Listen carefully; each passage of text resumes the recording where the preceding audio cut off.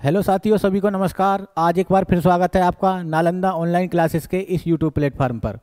आज हम उत्तर प्रदेश पुलिस भर्ती परीक्षा को ध्यान में रखते हुए करंट अफेयर्स के कुछ महत्वपूर्ण क्वेश्चनों के बारे में डिस्कस करेंगे, जिनके आने की संभावना पूरी रहेगी। तो आइए स्टार्ट करते हैं आज की क्लास।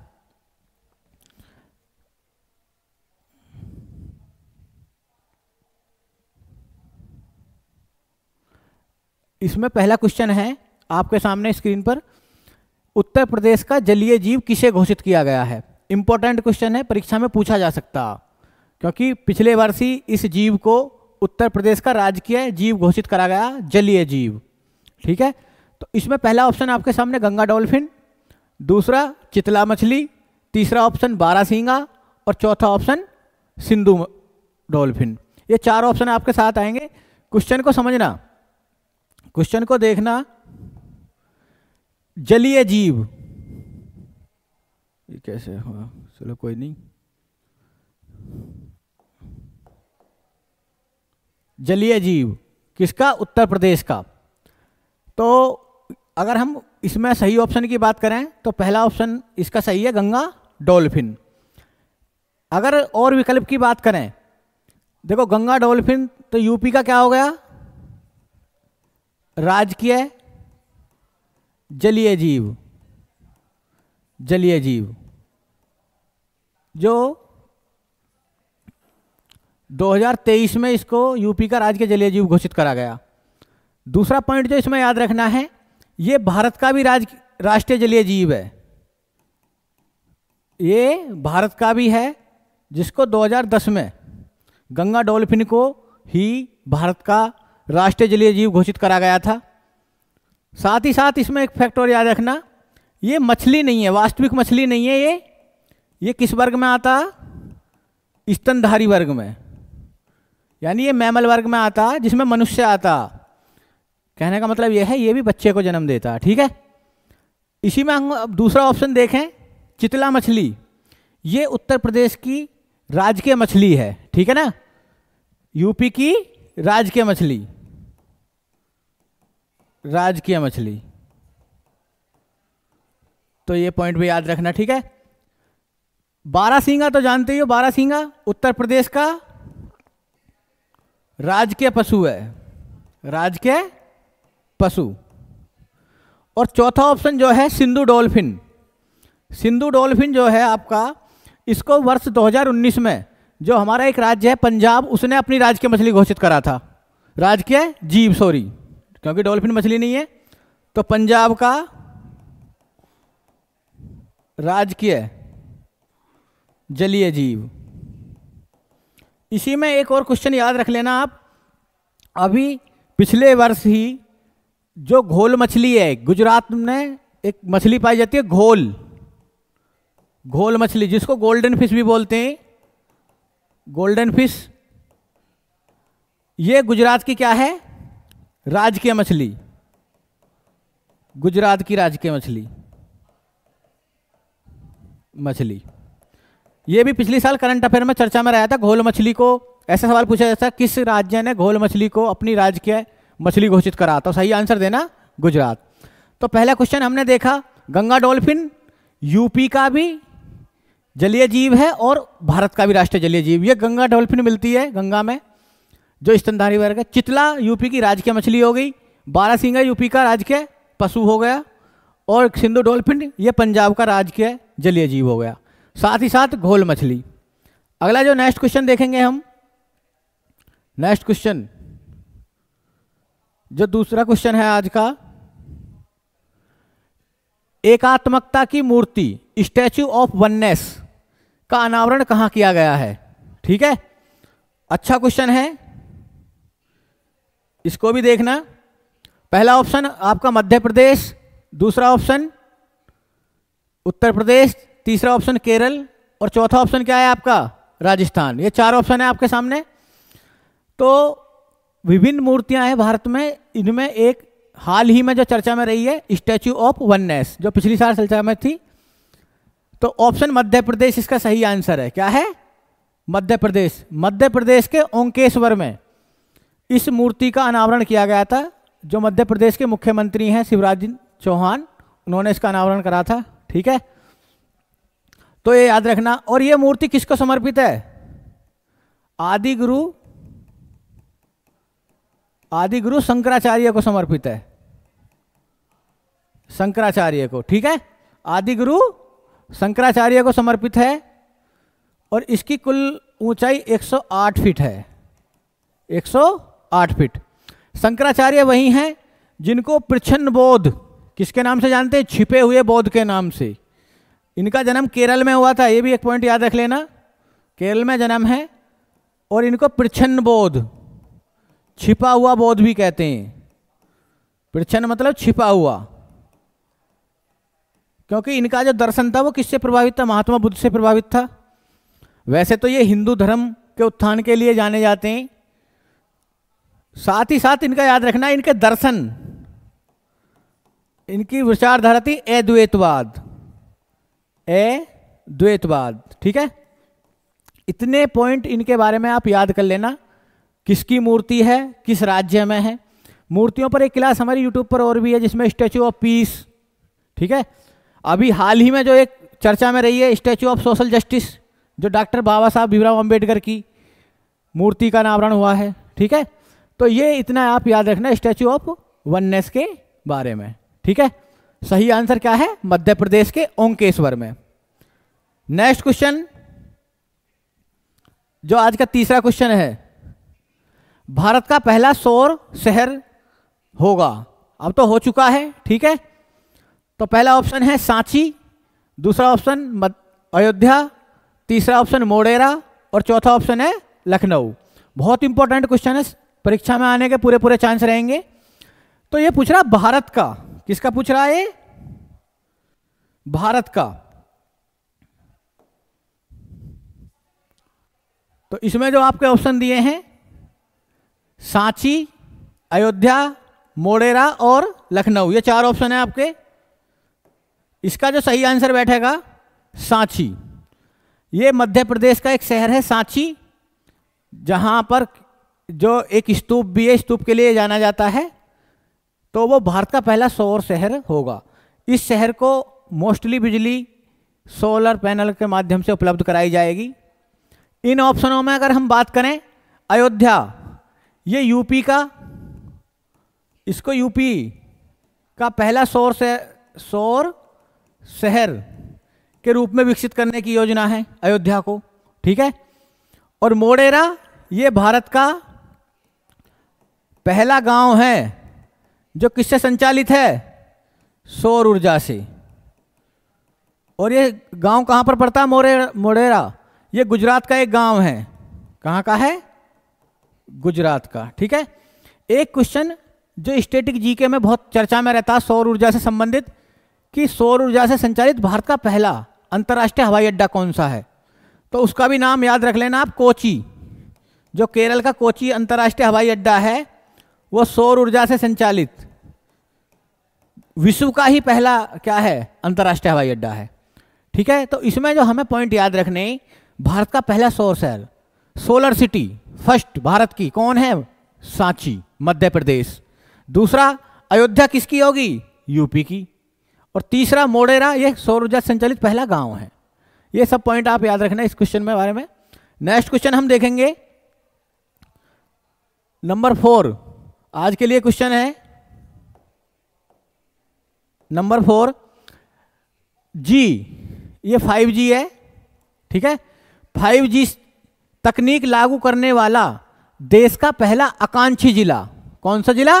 आकांक्षी, एस्पाइनल, जो पिछड़े जिले होते हैं, जो नीति आयोग का एक प्रोग्राम चल रहा आकांक्षी जिला प्रोग्राम, जिसमें यूपी के भी 8 हैं। कितने यूपी के? 8 जिले यूपी के भी शामिल हैं। ठीक है, तो उन जिलों की बात चल रही है, उनमें 5G तकनीक को लागू करने वाला देश का पहला जिला। पहला ऑप्शन विदिशा, दूसरा ऑप्शन सोनभद्र, बहराइच या चंदौली, ये 4 ऑप्शन है आपके पास। तो विदिशा भी मध्य प्रदेश का एक शहर है और ये पहला शहर है जिसने 5G तकनीक को लागू करा है। कौन से जिलों की बात चल रही है? केवल आकांक्षी जिलों की, जो अति पिछड़े जिले होते हैं। ठीक है, उनमें 5G तकनीक पहले किस में लाई जाएगी? विदिशा में। विदिशा को प्राचीन काल में बेसनगर के नाम से भी जाना जाता था। किस नाम से जाना जाता था? बेसनगर। ठीक है, यहीं पर गरुड़ स्तंभ लेक है। इतिहास की अगर हम बात करें तो गरुड़ स्तंभ लेक जो किसने, एक विदेशी था हेलियोडोरस, हेलियोडोरस ने इसको स्थापित कराया था। हेलियोडोरस पर एक क्वेश्चन और अच्छा बनता है इतिहास में कि पहला विदेशी जिसने भागवत धर्म ग्रहण करा, प्रथम विदेशी था ये जिसने भागवत धर्म को अपनाया था। विदेशी जिसने कौन सा धर्म अपनाया? भागवत धर्म। ठीक है, तो ये पॉइंट आप याद रखना इस क्वेश्चन के बारे में। नेक्स्ट क्वेश्चन देखते हैं हम। अगला क्वेश्चन है आपका, किस स्थल को वर्ष 2023 में विश्व धरोहर सूची में शामिल किया गया है? कौन सी सूची में? विश्व धरोहर सूची में। और ये किसकी लिस्ट होती है? यूनेस्को की, यूनेस्को की है। ठीक है, तो पिछले वर्ष ही 2023 में 2 स्थल चुने गए भारत के। ठीक है, टोटल स्थल भी पूछ सकता है वो एग्जाम में। तो पहला ऑप्शन शांति निकेतन जो कि बंगाल में, पश्चिम बंगाल में, पश्चिम बंगाल में है ये शांति निकेतन। ठीक है, दूसरा होयसल मंदिर समूह, तीसरा ऑप्शन दोनों, और चौथा ऑप्शन उपरोक्त में से कोई नहीं। ठीक है, तो सही आंसर है दोनों। शांति निकेतन 41वां स्थल है और ये 42वां स्थल है। ठीक है, तो टोटल कुल स्थल कितने हो चुके हैं? 42 स्थल हैं इस समय वर्तमान में यूनेस्को की विश्व विरासत सूची में। कितने स्थल हैं? 42। अगर हम शांति निकेतन की बात करें तो इसकी स्थापना किसने करी थी? शांति निकेतन की स्थापना गुरु रविंद्रनाथ टैगोर ने, गुरु रविंद्रनाथ टैगोर ने करी थी। ठीक है, होयसल मंदिर समूह किस वंश, होयसल वंश से जुड़े हुए हैं? ये कर्नाटक में है। कौन से राज्य में? कर्नाटक। और ध्यान देना, होयसल वंश की कैपिटल बहुत पूछी जाती है, द्वार समुद्रम। याद रख लेना ये क्वेश्चन भी, द्वार समुद्रम। तो अच्छा क्वेश्चन है, पूछा जा सकते हैं। एक होती है यूनेस्को की अमूर्त सांस्कृतिक स्थलों की सूची। तो अमूर्त में याद कर लेना आप, अमूर्त में भारत के कुल 15 हैं और उसमें जो 15वां था लेटेस्ट वो गरबा था। गरबा जो गुजरात का लोक नृत्य है। ठीक है, ये अमूर्त सूची में है, इसको भी याद रखना। जिसमें कुंभ है, हमारी रामलीला आती है इसी में। ठीक है, दुर्गा पूजा भी लेटेस्ट, दुर्गा पूजा को भी करा गया था इसी में शामिल। तो ये याद रख लेना आप, अच्छा क्वेश्चन था। नेक्स्ट देखेंगे हम अगला क्वेश्चन। I2U2, ये I2U2 में कौन सा देश शामिल नहीं है? देखो इंपॉर्टेंट संगठन है ये I2U2। सबसे पहले ये पूछ रहा है कि इसमें कौन सा देश शामिल नहीं है। ऑप्शन भारत, सऊदी अरब, अमेरिका और चौथा ऑप्शन संयुक्त अरब अमीरात। सबसे पहले देखो I2U2 के बारे में याद रखना। U2 इसकी जो फुल फॉर्म है, I से इजराइल और इंडिया। ठीक है, यू से जो देश आते हैं संयुक्त अरब अमीरात, संयुक्त अरब अमीरात, और एक आपके यूएसए, संयुक्त राज्य अमेरिका, जिसको हम यूएई और इसको यूएसए बोलते हैं। ठीक है, यूनाइटेड स्टेट्स ऑफ अमेरिका। तो ये I2U2 ये संगठन 2021 में स्थापित हुआ था और इसको हम न्यू क्वाड के नाम से भी जानते हैं। किसके नाम से? न्यू क्वाड के नाम से। ये 4 देशों ने मिलकर बनाया था। इसका जो उद्देश्य है, मध्य पूर्व जो एशिया है उसमें आर्थिक सरोकार की दृष्टि से इसकी स्थापना की गई थी। एक प्रकार से माना जाता है कि चीन को भी काउंटर करना इसका एक उद्देश्य था, जो हमारा क्वाड संगठन का उद्देश्य था। तो ये पॉइंट याद रखना I2U2। देखो 2021 में ही एक संगठन और चर्चा में आया था, ओकस। ओकस इसमें हमारा ऑस्ट्रेलिया, यूके और यूएस, कौन कौन से देश हैं इसमें? ऑस्ट्रेलिया, ऐसा क्वेश्चन पूछ सकता है, यूके यानी यूनाइटेड किंगडम, ब्रिटेन और अमेरिका। ये भी 2021 में स्थापित था संगठन, ठीक है। ये भी एक प्रकार से चीन को काउंटर करने के लिए लाया गया था। इसने क्वाड का लगभग स्थान लिया है। इसका एक तो उद्देश्य जो इंडो पैसिफिक रीजन है, हिंद प्रशांत क्षेत्र, उसमें चीन को काउंटर करना है। दूसरा जो है ऑस्ट्रेलिया को परमाणु पनडुब्बी उपलब्ध करानी है। तो दो प्रमुख इसके उद्देश्य याद रखना, क्योंकि तब से ये संगठन बने, तब से एग्जाम हुआ नहीं है पुलिस वगैरह का, तो ऐसा पूछ सकता कि I2U2 में कौन सा देश शामिल है, कौन सा नहीं है, यह पूछ सकता ओकस, यह पूछ सकता इनकी स्थापना भी कब हुई। तो आप इनको याद कर लेना। तो इस विकल्प के अनुसार सऊदी अरब इसका सही आंसर है। सऊदी अरब I2U2 में शामिल नहीं है। 4 देश जो हैं, इजराइल, इंडिया, संयुक्त अरब अमीरात यानी UAE और USA, ये 4 देश हैं, ठीक है। और थोड़ा ओकस के बारे में देख के जाना। अच्छा क्वेश्चन है। नेक्स्ट जो देखेंगे हम क्वेश्चन, अगला क्वेश्चन है आपका 18वें G20 शिखर सम्मेलन का आयोजन कहाँ किया गया। देखो G20 एक ऐसा टॉपिक रहेगा, संभवतः इससे सवाल जरूर आएगा पुलिस में, ठीक है, क्योंकि ये बहुत चर्चा में रहा। क्योंकि इसको किसने होस्ट करा, इसको नई दिल्ली ने होस्ट करा, हमारे प्यारे भारत ने इसको होस्ट करा। तो ऑप्शन तो अब तो आपको पता ही चल गई। पहला ऑप्शन लंदन, दूसरा न्यूयॉर्क, नई दिल्ली, काठमांडू। तो कहाँ पर हुआ था ये, नई दिल्ली, प्रगति मैदान, भारत ने होस्ट करा था इसको। बहुत ही इंपॉर्टेंट है। कुछ और भी फैक्ट देखना है इसमें G20 सम्मेलन के बारे में। सबसे कॉमन क्वेश्चन तो यही है कि 18वां G20 सम्मेलन 2023 में कहाँ पर हुआ आयोजित। तो आंसर तो आप क्या दोगे, भारत इसका। तो इससे पहले याद रखना कि इससे पिछले वाला जो हुआ था 17वां 2022 में, वो इंडोनेशिया में हुआ था, इंडोनेशिया में। और जो 19वां होगा ये ब्राजील में होगा। कहाँ पर, ब्राजील इसको होस्ट करेगा 2024 में, यानी इस वर्ष, ठीक है। साथ ही साथ इसका मोटो था एक, जो हमारे G20 सम्मेलन स्थापित करा, होस्ट करा, इसका एक मोटो था। मोटो क्या था, वन अर्थ, वन फैमिली और वन फ्यूचर, ठीक है। एक पृथ्वी, एक फैमिली और एक भविष्य, ये इसका मोटो था।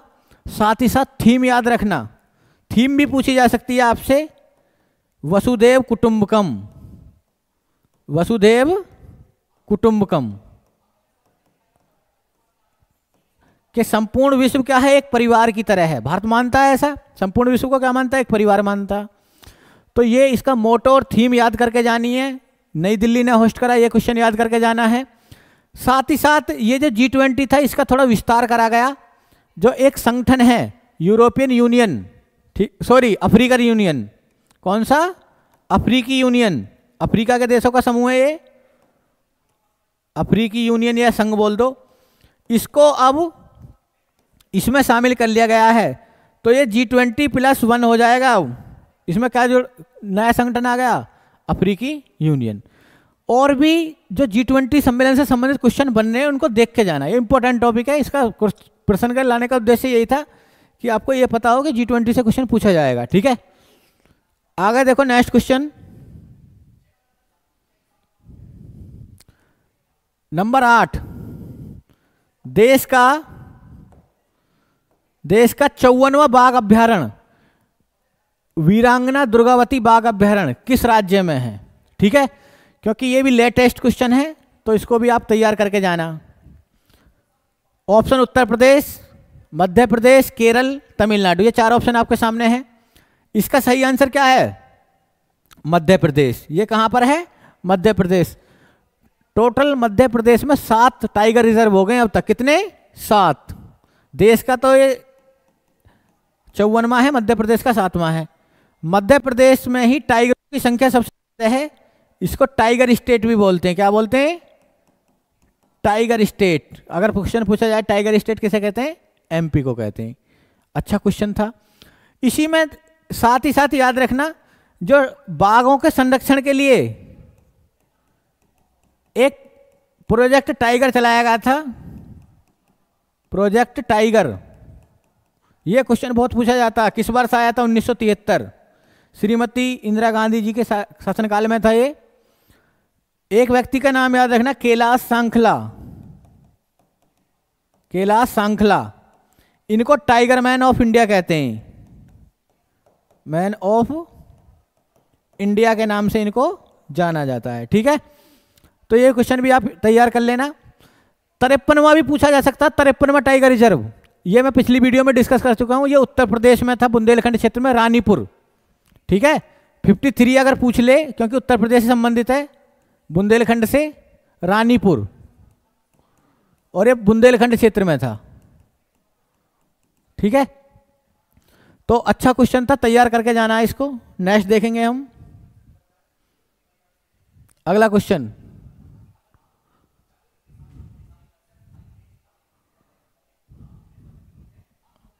नंबर 9 है, देश का नया मुख्य सूचना आयुक्त किसे नियुक्त किया गया है? नया मुख्य सूचना आयुक्त। ठीक है, हमारे यहां पर एक कानून आया था आरटीआई, राइट टू इंफॉर्मेशन, 2005 में आया था ये कानून। ठीक है, जिसके तहत हम किसी सरकारी विभाग से या अर्ध सरकारी विभाग से किसी प्रकार की सूचना मांग सकते हैं। ठीक है, तो उसी को जो रेगुलेट करता है वो संस्था है, और उस संस्था कहाँ पर है? दिल्ली में। और उसका जो हेड होता, ठीक है ना, सूचना आयोग का हेड कौन होता? मुख्य सूचना आयुक्त। तो उस पर अभी हाल ही में एक नियुक्ति करी गई है, वो किस व्यक्ति को नियुक्त करा गया? क्वेश्चन पूछा जाएगा। ऑप्शन है नीना सिंह, मनोज सोनी, हीरालाल सामरिया, और चौथा ऑप्शन अरविंद पनगड़िया। सही आंसर क्या है? हीरालाल सामरिया। बहुत इंपॉर्टेंट क्वेश्चन है, क्योंकि ये देश के प्रथम दलित मुख्य सूचना आयुक्त भी होंगे। प्रथम दलित जो इस पद पर नियुक्त हुए हैं। ठीक है, नियुक्ति कौन करता है? भारत के प्रेसिडेंट द्वारा नियुक्ति होती है। नीना सिंह की अगर हम बात करें, ठीक है, नीना सिंह सीआईएसएफ की पहली महिला डायरेक्टर बनी है। ये सीआईएसएफ की पहली महिला डायरेक्टर होंगी, जो केंद्रीय औद्योगिक सुरक्षा बल है। ठीक है, मनोज सोनी ये यूपीएससी के चेयरमैन, अरविंद पनगड़िया ये 16वें वित्त आयोग के अध्यक्ष बने, वित्त आयोग के अध्यक्ष। तो चारों व्यक्तियों को याद कर लेना। ठीक है, अच्छा क्वेश्चन था, पूछा जा सकता। नेक्स्ट क्वेश्चन देखेंगे हम, 10वां क्वेश्चन है आपका, किस देश के राष्ट्रपति इमैनुअल मैक्रों को 75वें गणतंत्र दिवस 2024 का मुख्य अतिथि के तौर पर आमंत्रित करा गया? भारत बुलाया गया, ये थोड़ा टाइपिंग मिस्टेक, बुलाया गया। ऑप्शन अमेरिका, दूसरा फ्रांस, तीसरा मलेशिया, चौथा तुर्की। ये 4 देश आपके ऑप्शन में है। तो सही आंसर क्या है? इमैनुअल मैक्रो फ्रांस के राष्ट्रपति हैं, जो भारत के 75वें गणतंत्र दिवस के क्या रहे थे? मुख्य अतिथि रहे थे। फ्रांस से एक और क्वेश्चन याद रखना, फ्रांस में एक नए पीएम बने अभी, गैब्रियल अटल, मात्र 34 साल के हैं ये, 34 ईयर, सबसे युवा प्रधानमंत्री विश्व में, रिकॉर्ड बना दिया इन्होंने। साथ ही साथ ये समलैंगिक हैं। पूछा जा सकता है समलैंगिक प्रधानमंत्री किस देश में नियुक्त हुए? फ्रांस में। ठीक है, अच्छा क्वेश्चन था, याद रखना। नेक्स्ट देखेंगे हम अगला क्वेश्चन, नंबर 11, किस देश में सरकारी स्कूलों में मुस्लिम लड़कियों द्वारा पहने जाने वाले अबाया पोशाक, अबाया पोशाक में क्या, एक लंबा ढीला सा कुर्ता पहनते हैं। ठीक है,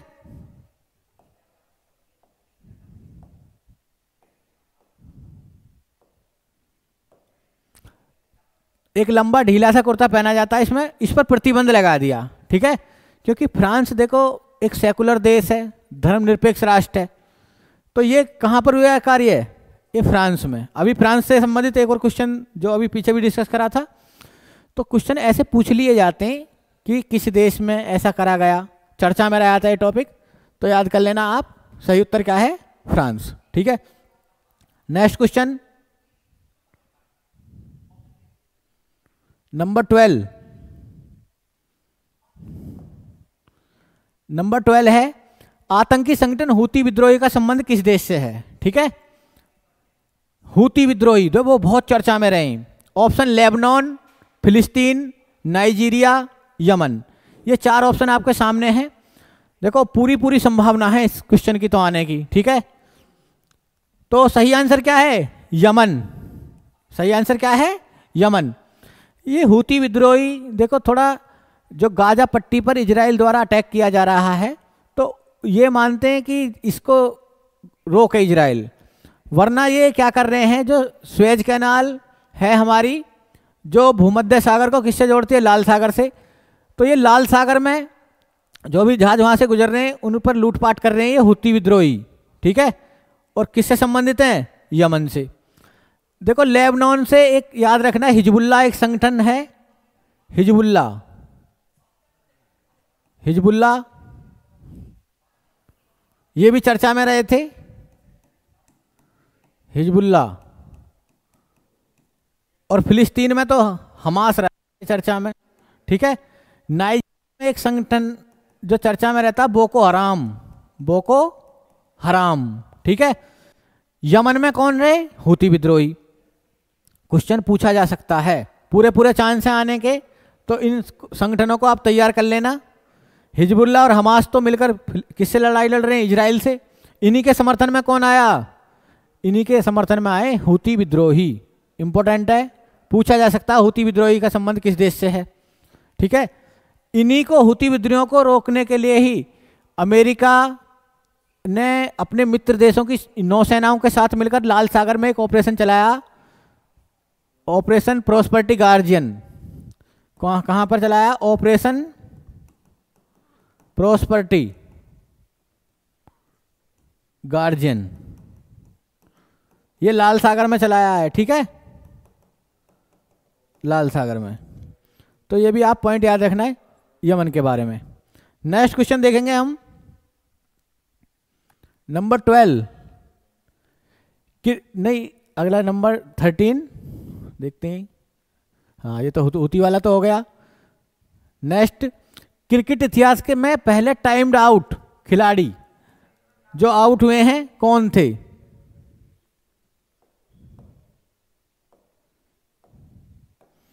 तो इसमें देखो, पहला ऑप्शन विराट कोहली, दूसरा एंजेलो मॉर्केल, एंजेलो मैथ्यूज और जो रूट, ठीक है। देखो टाइम आउट क्या, जब कोई बैट्समैन क्रिकेट में आउट होता तो नॉर्मली 3 मिनट दी जाती हैं उसको कि वो दूसरा नया खिलाड़ी आ जाए और क्रीज पर आ जाए और जो बैटिंग स्टार्ट करे। तो अब वर्ल्ड कप में इसी 3 मिनट की जगह 2 मिनट का समय था वर्ल्ड कप में। ये वर्ल्ड कप की घटना है जो 2023 में संपन्न हुआ। तो श्रीलंका के बैट्समैन थे एंजेलो मैथ्यूज, ऑलराउंडर है ये, ठीक है। तो इनके हेलमेट वगैरह में कुछ दिक्कत होगी तो समय थोड़ा ज़्यादा हो गया। किसके विरुद्ध थी ये घटना? ये तो श्रीलंका के हैं। मैच चला था बांग्लादेश से। किससे चला था? बांग्लादेश से।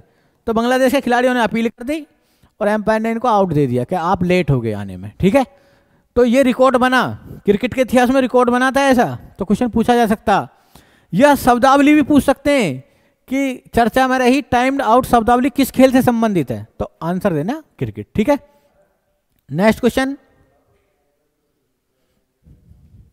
नंबर 14। नंबर 14 है आपका, आवारा कुत्तों की नसबंदी, नसबड़ी नहीं, नसबंदी कराने वाला दुनिया का पहला देश। ऐसा कभी कभी जीके में फैक्ट पूछ लेते हैं, ठीक है, कि आवारा कुत्तों की नसबंदी करने वाला दुनिया का पहला देश। ऑप्शन भारत, नेपाल, श्रीलंका, भूटान, ठीक है। सही आंसर है इसका भूटान, सीधा याद करना है, ठीक है। हमारा पड़ोसी देश है भूटान, ठीक है, तो सीधा याद रखना भूटान। नेक्स्ट देखो अगला क्वेश्चन,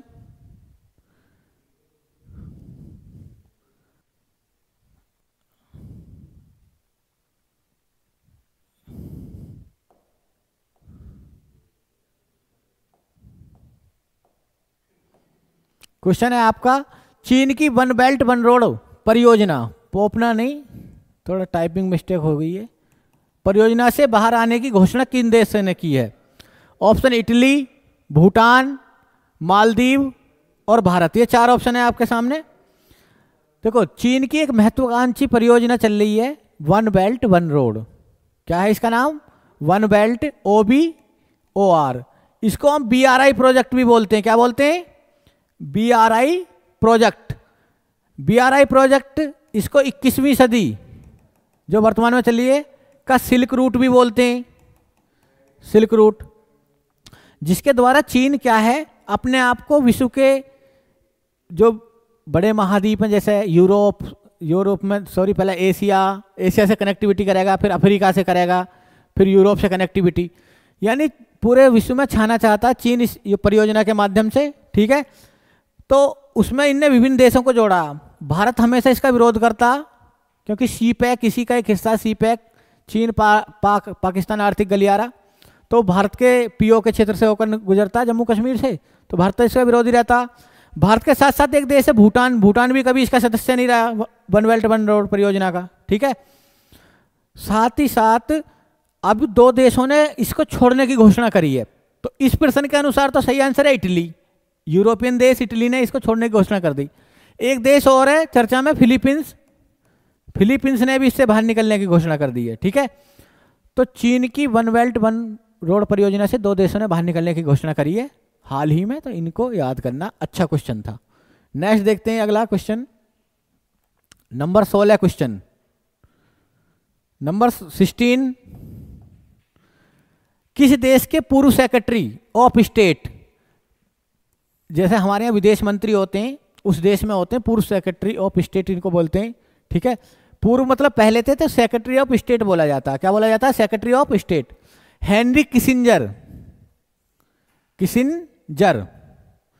का निधन हो गया। ये लगभग 100 साल के होकर मरे।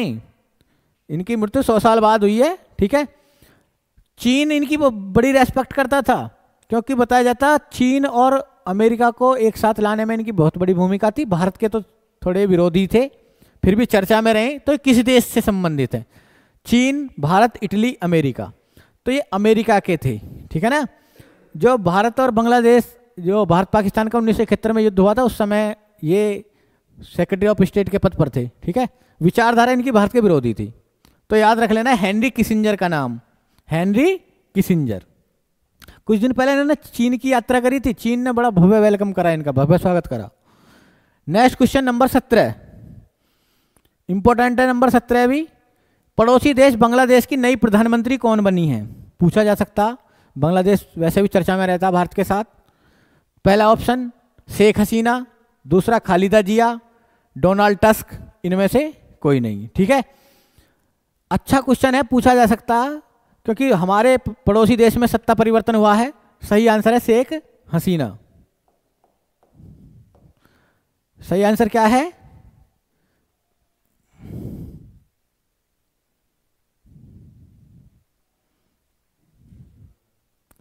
सही आंसर है आपका शेख हसीना। ठीक है, अच्छा क्वेश्चन है, पूछा जा सकता है एग्जाम में। देखो, साथ ही साथ इनके राजनीतिक दल का नाम भी याद रखना, आवामी लीग। इनके राजनीतिक दल का नाम क्या था? आवामी लीग। बांग्लादेश में 2 ही प्रमुख नेता हैं जो चर्चा में रहते हैं, खालिदा जिया और शेख हसीना। तो अब क्या कौन बनी है वहां पर बांग्लादेश में PM? Sheikh Hasina. Donald tusk, इनको पोलैंड का PM नियुक्त करा गया।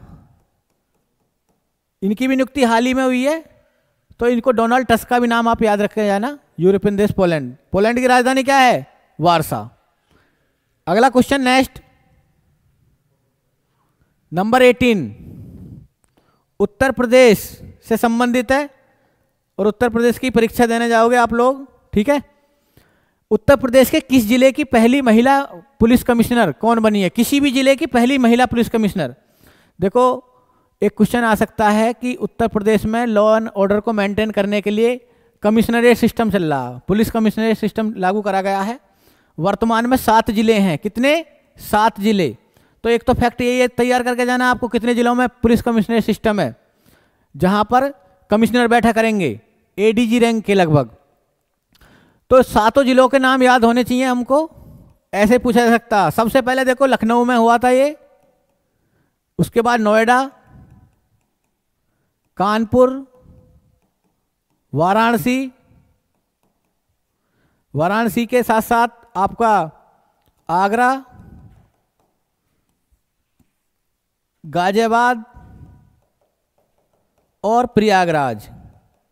वर्तमान में प्रारंभ में इन दो में लागू करा गया, फिर ये इन दो को सेलेक्ट करा गया और ये, और अब एक मेरठ में लाने की मांग चल रही है। ठीक है, तो सातों तो ये जिले याद करके जाने। यहाँ पर पुलिस कमिश्नरेट सिस्टम है। पुलिस कमिश्नरेट सिस्टम में होता क्या है, जो लॉ एंड ऑर्डर मेंटेन करने की जिम्मेदारी पुलिस पर थोड़ी ज़्यादा आ जाती है। ठीक है, वहाँ पर डीएम से परमिशन लेने की आवश्यकता नहीं होती। जैसे अगर हम बात करें धारा 144 ही लागू करनी है, तो वहाँ पर फिर पुलिस ही अपने आप डिसीजन लेती है। ठीक है, एक प्रकार से कह सकते हैं थोड़ी पुलिस को पावर ज़्यादा दे दी जाती है। तो वहीं पर नोएडा की जो पहली महिला पुलिस कमिश्नर बनी थी, ये यूपी की भी पहली महिला पुलिस कमिश्नर है, इनको नोएडा में नियुक्त करा गया था, लक्ष्मी सिंह को। ठीक है, अच्छा क्वेश्चन है, महिलाओं से भी संबंधित है, वुमेन से, वुमेन एम्पावरमेंट, महिला सशक्तिकरण का भी एक उदाहरण पेश करता, तो याद रखना ये क्वेश्चन अच्छा है। नेक्स्ट देखते हैं हम अगला क्वेश्चन नंबर 19वां क्वेश्चन जो रहेगा आपका, उत्तर प्रदेश में मुख्यमंत्री अभ्युदय योजना। अच्छा क्वेश्चन है, सरकार के कार्यों को दिखाती है ये योजना।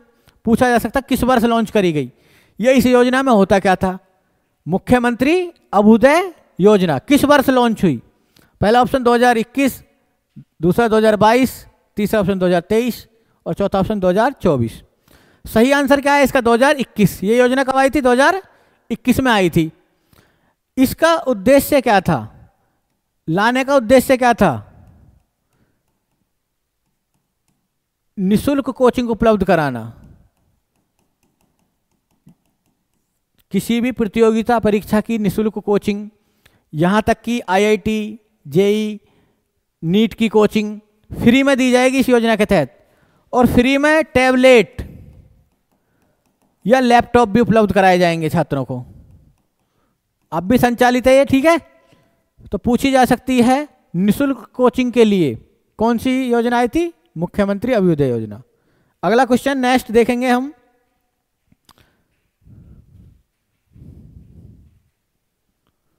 नंबर 20। ये आज के लिए लास्ट क्वेश्चन रहेगा। चीन ने देश से बाहर अपना दूसरा सैन्य अड्डा कहां स्थापित करा है? देखो, चीन अपनी पावर को बढ़ाने के लिए दुनिया में 2 देशों में अब तक सैनिक अड्डे स्थापित कर चुका है। तो एक क्वेश्चन जो पिछली साल चर्चा में था और अब परीक्षा की दृष्टि से इंपॉर्टेंट है, तो सही आंसर है इसका कंबोडिया। जिबूती जो अफ्रीका महाद्वीप का देश है, उसमें पहला था इसका सैनिक अड्डा अपने देश से बाहर, और कंबोडिया में होगा दूसरा। ठीक है, तो इस क्वेश्चन का आंसर क्या है? कंबोडिया।